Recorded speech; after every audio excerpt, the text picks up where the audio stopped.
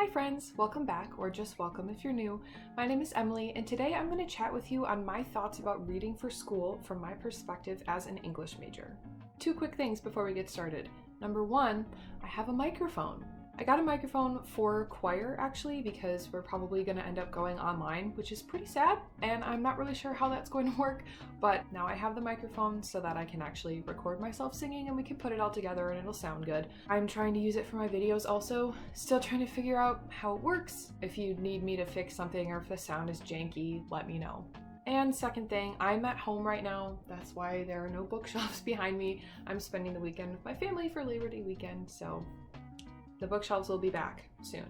So this is a little different from what I usually do, but I figured since school is starting or has started for those of us who attend, I thought it would be a little interesting thing to explore. My opinion on reading for school has definitely changed throughout the years. I didn't always like it, believe it or not. Sometimes it can still be kind of a drag, but I have been learning to find at least one thing that I like about whatever I read, so that when I'm reading something that I'm not a huge fan of, it doesn't suck so much, but we will get into that later, so let's just get right into the video.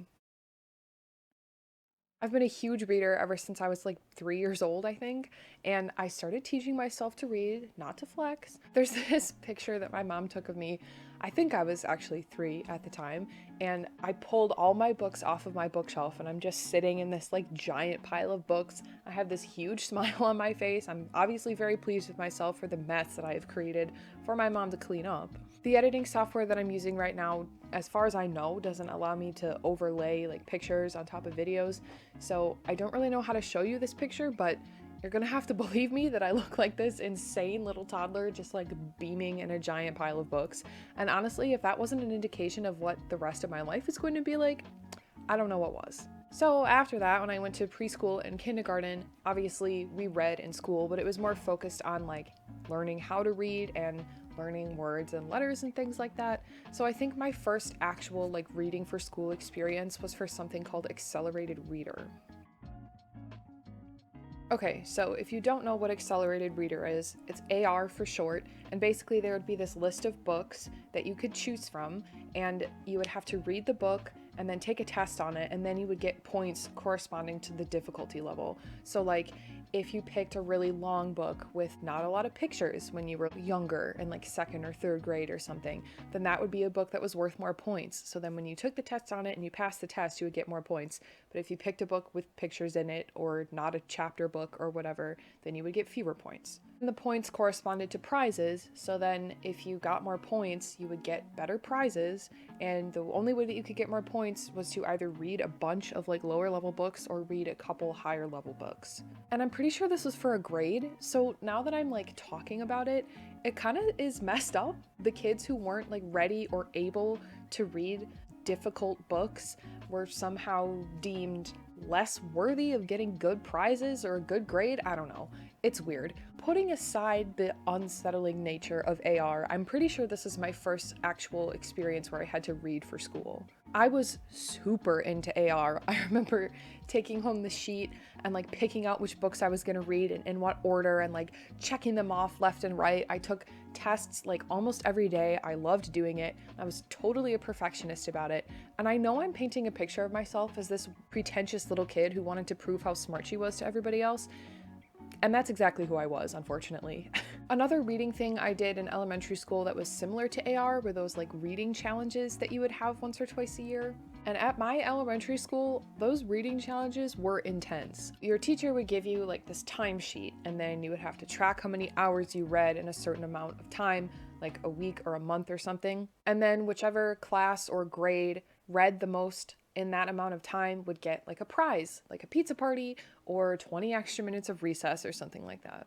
Every single year we did this, I was 100% dedicated to logging as much time as I possibly could.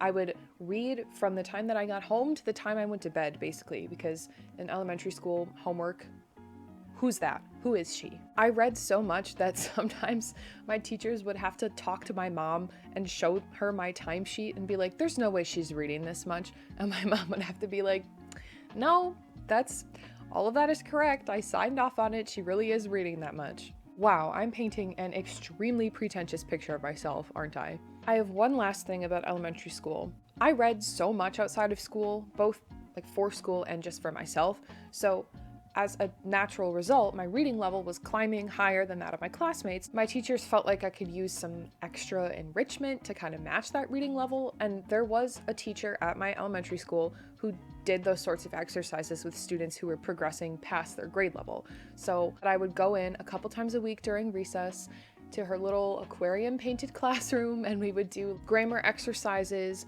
or spelling stuff that was like a couple years beyond where I was, or we would do specific like creative writing assignments focusing on certain aspects of storytelling. Actually, come to think of it, that little enrichment class was kind of what sparked my interest in creative writing, because I started creative writing in elementary school, so now I'm studying creative writing, so shout out to my elementary school enrichment teacher.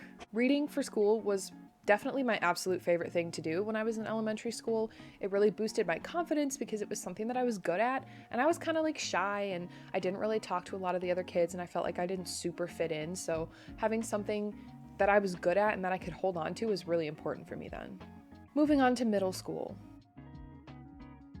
Middle school, as I'm sure it was for literally everyone else on this planet, was an extremely awkward and weird time for me. I had like 4 friends. I didn't wear jeans a single day of 6th grade. I literally only wore sweatpants and those graphic t-shirts from Justice.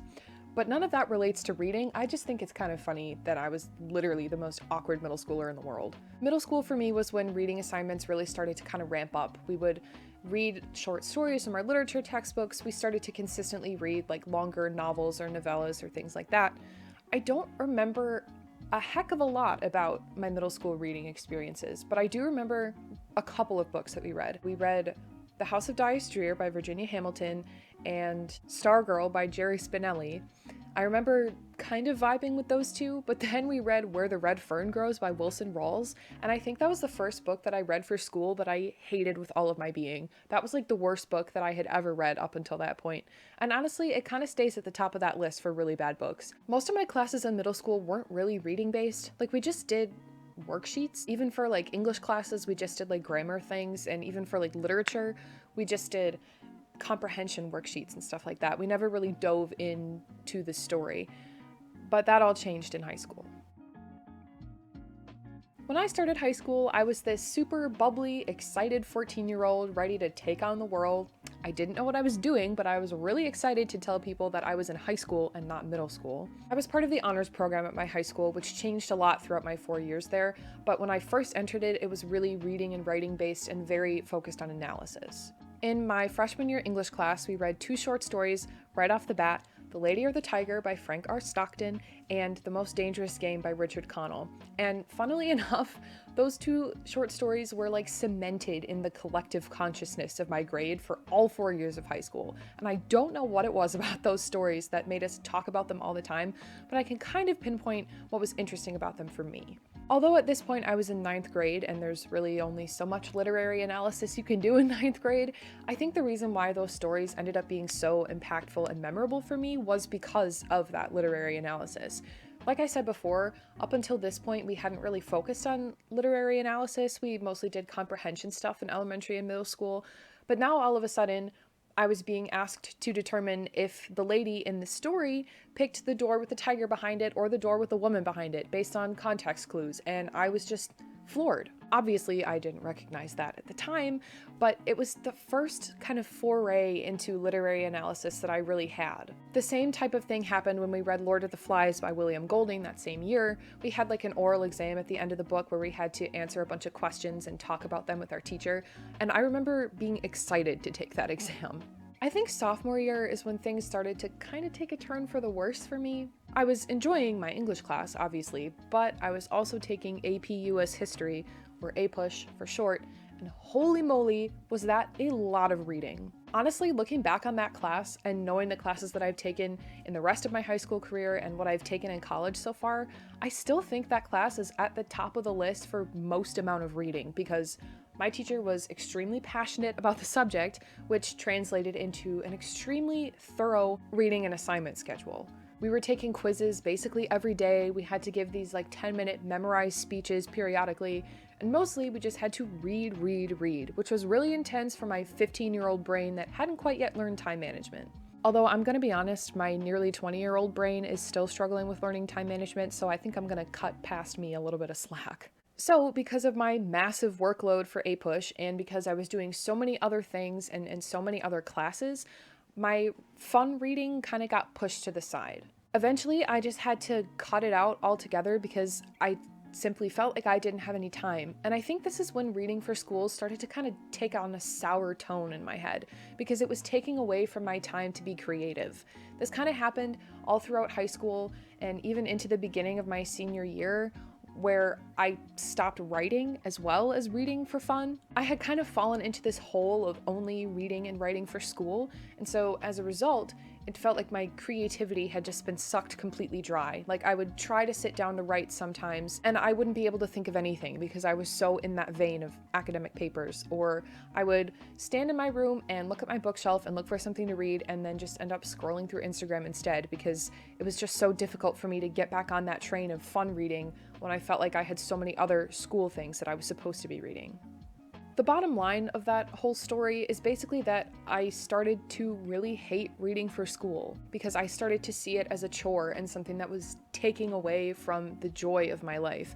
The first thing I would do when I would get a new reading assignment was page through it and see how many pages it was so I had some sort of idea of when it would be over. And honestly, I still do that. It makes me sad to talk about this because I don't think that I'm ever going to come back from that completely. I definitely haven't yet. It's really hard to make positive changes from such a negative place, but I have been actively trying to do that recently. And that brings me to the end of senior year and the beginning of college. So obviously it was my own hard work and dedication that kind of saved my fun reading phase, but I do have to give a little bit of credit to my AP literature teacher. She was absolutely fantastic. Definitely the best teacher I've ever had so far. She pushed her students so hard and she knew how to help us succeed, and she honestly made talking about literature so much fun, even the dry stuff. And it was that class that really got me thinking about going to school to become an English major, going to school for creative writing, because at that point I was thinking about going for film, which is kind of crazy. I wanted to do theater. I don't know. My brain was like going all over the place before I went to college, and there are a lot of factors that contributed to my switch from like film and theater to English, but this AP literature class was definitely one of those things. After an emotionally turbulent couple of months filled with major changes and research and crying about my future, I finally entered college as an English major, and holy moly was I buried under a mountain of reading assignments like that. Nearly all of my classes for both semesters were very reading and writing based, and they became even more so after we went online in March. I was originally worried when I started my first semester, and then also especially when we went online, that I would kind of slip back into that feeling of just hating reading for school. But at that point, I had just decided like enough was enough. I wasn't going to spend my time just hating what I had to do. It didn't make any sense. I'm going to school to become an English major. I'm going to school to read books, basically, and that's what I'm going to be doing my entire time in college, so I might as well find some way to enjoy the stuff that I'm not super psyched about. I started to do this thing where I would start each reading assignment and just think to myself the whole time that I was reading, I'm going to find one thing that I like about this reading. Just one. It doesn't have to be big, it doesn't have to be a whole section or even a whole paragraph. It could just be a single sentence. It could be a cool little alliterative part of a sentence. It could be the narrative voice. It could be anything about that piece, but I'm gonna find one single thing that I like about this piece. And after doing this for a while, I really don't think it's possible for you to 100% hate something that you read. There's always gonna be at least one thing that you like. Even in the stuff that I really did not enjoy reading, like I took this class on prediction and we were reading about weather forecasters and stuff, and I was like falling asleep at my desk. But then I started to think about, well, okay, it's such a complicated world and you can do all of these calculations, you can make all of these educated predictions, and then all of a sudden it's just erased by one singular event. So it's kind of this volatile environment with so many things that are changing and so many things that you have to keep up to date on, which is, when you think about it, kind of interesting. More on the writing side of things, I also pushed myself to be as creative as I possibly could while I was writing my academic papers. This little realization, I guess you could call it, came after I read the book Villains of All Nations by Marcus Rediker for one of my honors classes that was focused on the history of bandits. So we were learning about pirates. Villains of All Nations is about pirates, and as I was reading that book, it was just so intriguing and so interesting to me. Obviously, I liked the subject matter because I think I've mentioned pirates in like 3 of my videos in the past month, which actually, side note, I've had this channel for like 2 months, almost 3. I think that's kind of crazy, but anyway, the book was just fun to read. The way that Rediker wrote was so engaging and honestly creative. And I guess I was just kind of thinking, if people can do that and get published as like recognized historians, why can't I write creatively in my academic papers? So I tried it. I tried to give them a narrative structure. I tried to use creative writing techniques. And you know what? It worked. Writing my papers became way less of a drag. One of my papers even won a writing contest, which was pretty exciting. Now, I wasn't a huge fan of scrambling to get them done by the deadline, but that comes down to my procrastination rather than the subject matter. And that brings me to now. Hi! Do you want to come see? My dog is here. I don't know if he's gonna come and sit by me. Duke! He's not gonna. Duke, come here. Come on. He's sitting. He's sitting right by me. I really... Hold on. There he is. That's Duke. I love him. He's my little baby. Like I said in my Raybearer video that I put up last week, which if you haven't checked that out yet, you should. School has started for me. I'm online this semester, so already my classes were going to be reading and writing based, but even more so now that they're online, especially the fact that I'm an English major, obviously, and I just added a comparative literature minor, which is all about, you guessed it, literary analysis. I'm still actively working on finding things to love about each piece that I read, and it can still be kind of difficult, but it has gotten easier, and I've been able to really enjoy the things that I'm reading. For example, last semester I read this book called So Far From God by Ana Castillo for one of my comparative literature courses, and I actually featured that in my mid-year freakout tag video as like biggest surprise of the year up until that point, because it was just so good. And the way that I approached reading it, where I was like, I'm gonna find something to like about this piece. Every time I sit down to read it, I'm gonna find something that I like. And then I ended up just really liking the whole thing. Keeping my mind open to what I'm reading for school has just allowed me to learn new things and pick up different authors and genres that I likely wouldn't have picked up on my own. It's really such a relief to have found a way to be able to enjoy reading for school again. And sure, sometimes I come across something that I just really don't vibe with, and sure, sometimes I would much rather lay on my bed and scroll through my phone because I'm tired or lazy or any number of things. But it's really rewarding to make an effort, because I love reading. I always have, and I don't want to spend a single second more of my life not enjoying what I really do enjoy. If that makes any sense. That might have been confusing. I don't know. This video ended up being way heavier than I expected it to be. And also, I'm going to take a wild guess. I haven't edited this yet, obviously, but it's probably very long. So if you made it this far, thank you very much for listening to me talk. And if you are feeling the same kind of things as me about reading for school, join me on this little journey. Try and find something that you like in every piece that you read. I promise you, it is worth the effort. And that's all I have. Thank you for watching. Be sure to like and subscribe if you so choose, and I will see you next time. Happy reading!